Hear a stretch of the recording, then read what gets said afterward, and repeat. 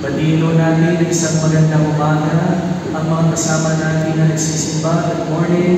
Hi, good morning. Good morning. Good morning. Good morning. Good morning. At magandang umaga rin sa lahat ng mga nag-iisa sa pagkalingo ng isa na ngayon ay nanonood sa Facebook page ng ating parokya. Saan man po kayo naroon, ang panalangin ko namin na may nasa mabuti po kayong kalagayan.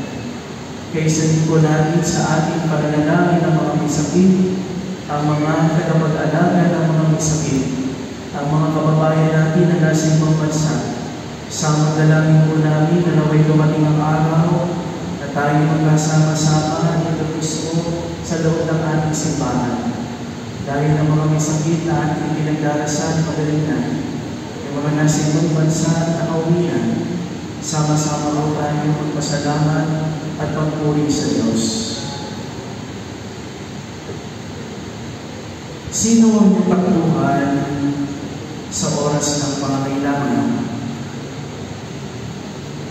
Sa oras na mayroon kayong problema, ito sa buhay, maraming mga katanungan na naghahanap ng kasagutan. Sino ang una ninyong takbuhan? Ang Panginoon. Panginoon, kanino po kami pupunta? Nasa iyo mga salitang nagbibigay ng buhay na walang hanggan. Ito po mga salitang binigkas ni San Pedro nang magtanong ang ating Panginoon, ibig din ba ninyong umalis? Alam ni Pedro na bagamat siya itong dito, katulad ng maraming tao, dahil sa pinangalan ni Kristo,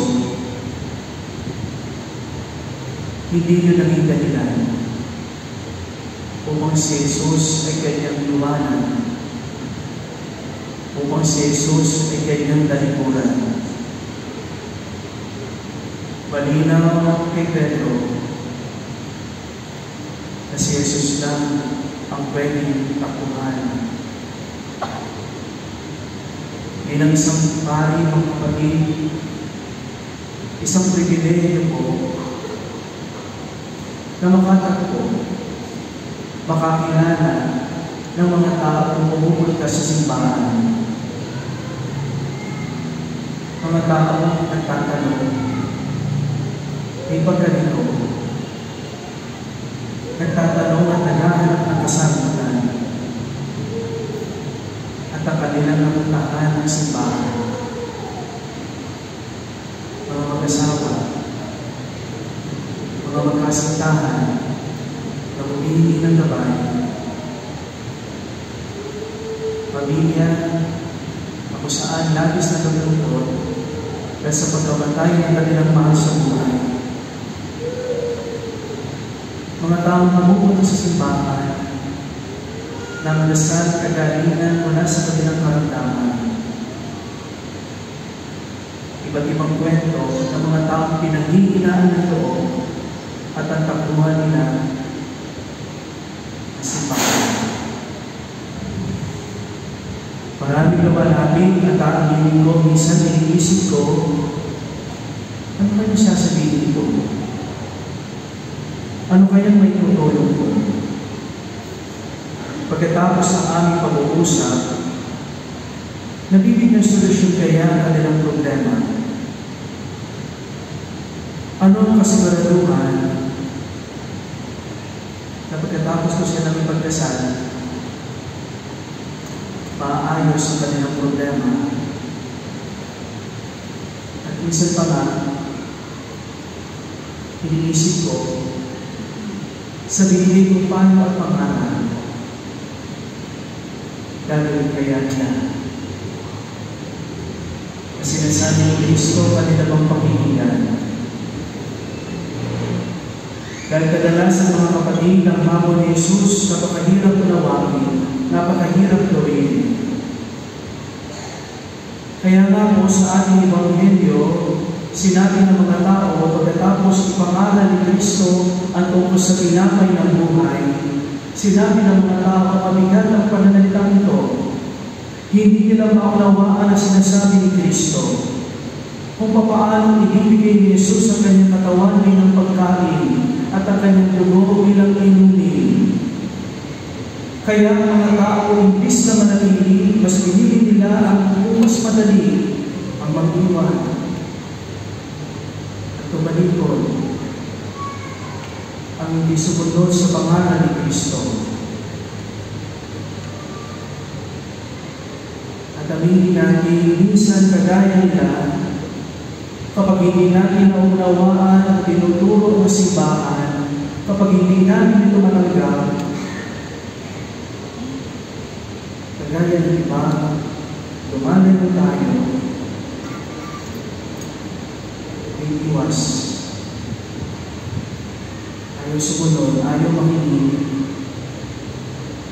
Hindi ginagamit ang pananampalataya na siya magbibigay ng tamang kasagutan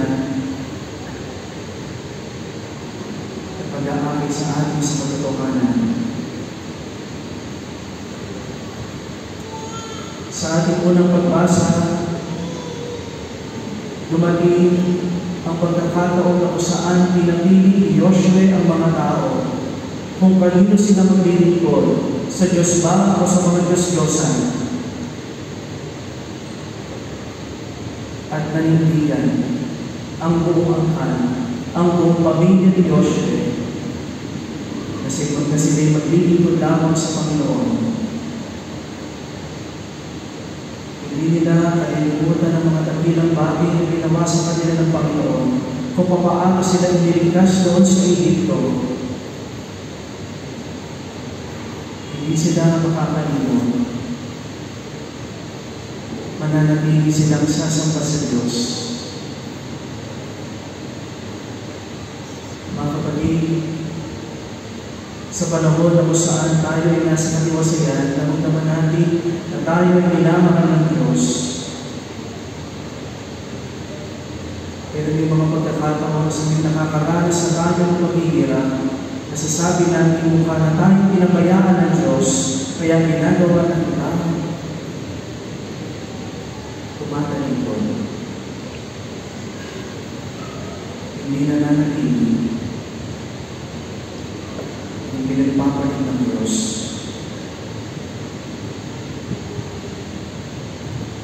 Sa mga mag-asawa,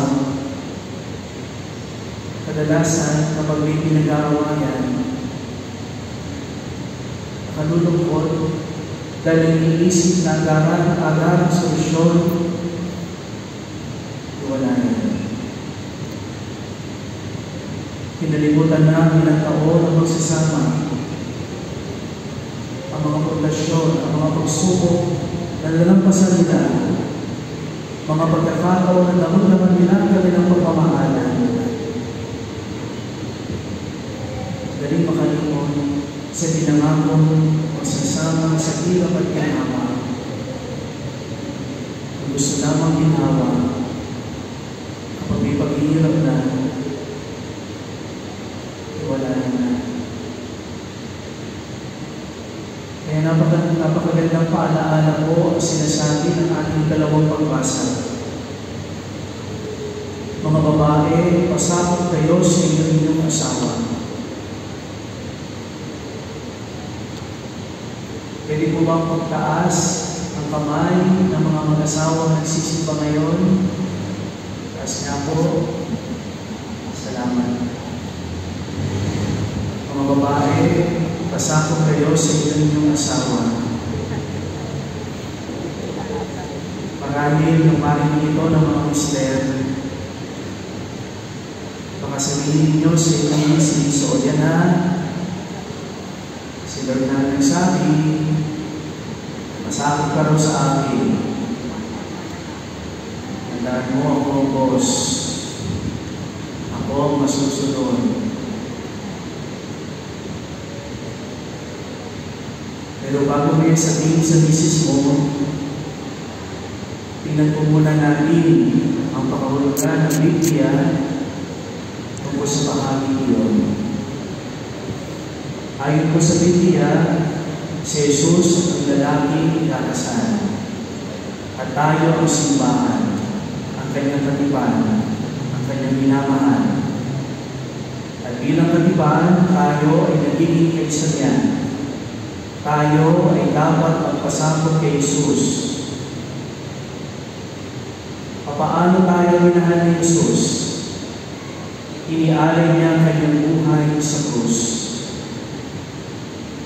Inialay niya ang kanyang buhay para makamit natin ang kaligtasan. Hindi yung konteksto. Kaya mga mister, ang huwaran ng pagmamahal ay kung paano tayo minahal ni Jesus. At paano tayo minahal ni Jesus? Totoo, tapat at panghabang buhay. Handang alay ang buhay, alang-alang sa kanyang minamahal. Kaya sa mga mag-asawang narito, pwede niyo po bang tingnan ang isa't isa? Sige po, tingnan ninyo. Indigan sa kanilang mga mata. Siguraduhin niyo na po na asawa niyo katabi niyo. Sige po, tingnan niyo. Kung sa ginagawa niyo pong pagtingin sa Kanya at sa Kanyang mga mata, ang mukha niyo yung nakikita, magpasalamat kayo. Kasi gitna ng problema, hindi ninyo iniwan ang isa't isa na natili kayo. Sige po, titigan ninyo. Sa mga walang asawa, sa mga hindi kasama ang asawa, huwag po ako ang titigan ninyo.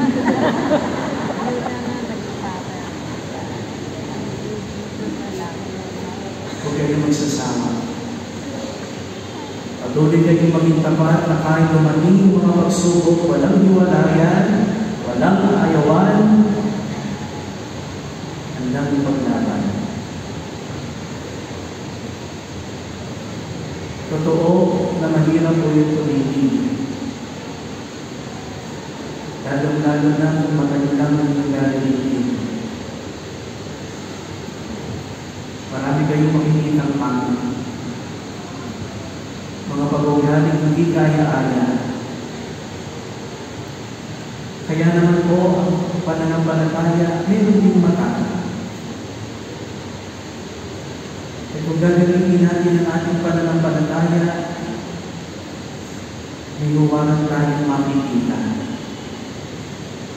Si Jesus na nag-iwan ng halimbawa, siya na naging tapat, hindi sumuko, hindi nag-iwan, kahit tayo pa ang lumisan.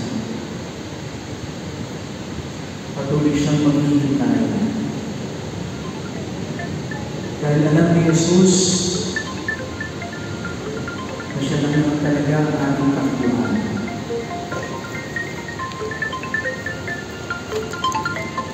Minsan po, may dalawang kasintahan na lumapit sa akin upang sila'y pagdasal. Huwag mong sagutin.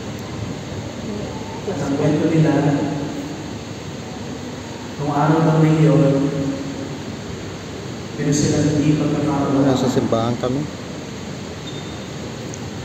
Yung babae, pumunta sa simbahan, natirik ng kandila, sa kanyang panalangin, ang kanyang dasal.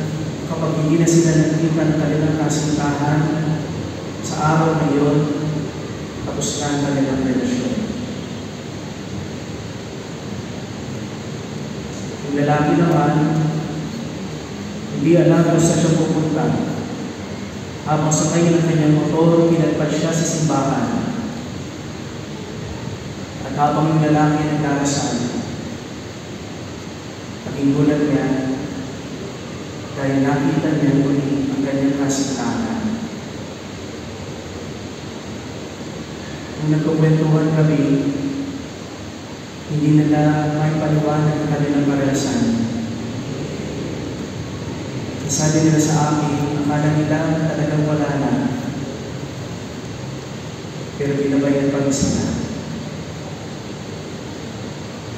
Nagawa ko sila kausapin at pagbalikin. Nakikulan ko dahil sa aking harapan, yung lalaki nag-propose sa kanyang girlfriend sa kanyang kasintahan na handa na niyang pakasalan. Mga kapatid, siguraduhin natin sa gitna ng mga problema, ang Diyos ang una natin lapitan. Huwag natin siyang kalilimutan. Katulad ni Pedro, siya ang ating takbuhan. Ilisan man ng maraming tao na ating inaasahan, takbuhan naman nila. Ang Diyos ay mananatili. Huminto ka lamang ang panalangin at huwag magsasawa sa pag-ibig sa Kanya.